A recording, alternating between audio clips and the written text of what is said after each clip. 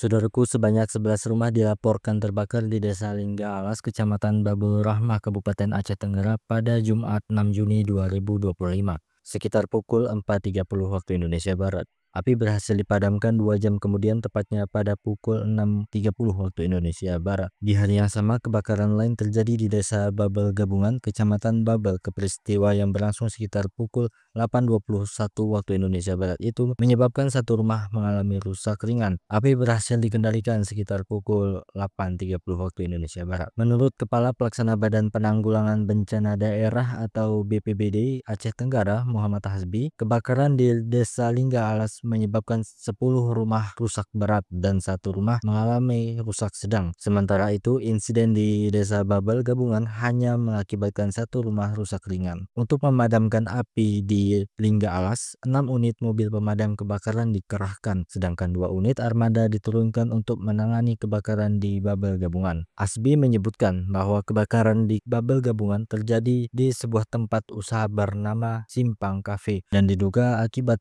kebocoran gas. Tidak ada korban jiwa dalam kedua kejadian tersebut, namun di Desa Lingga Alas, 2 unit sepeda motor dilaporkan hangus terbakar dan kerugian material diperkirakan mencapai ratusan juta rupiah. Akibat musibah ini, sebanyak 12 kepala keluarga atau KK atau 28 jiwa terpaksa mengungsi ke rumah kerabat mereka. Dari Aceh Tenggara, Asnawi Lui melaporkan.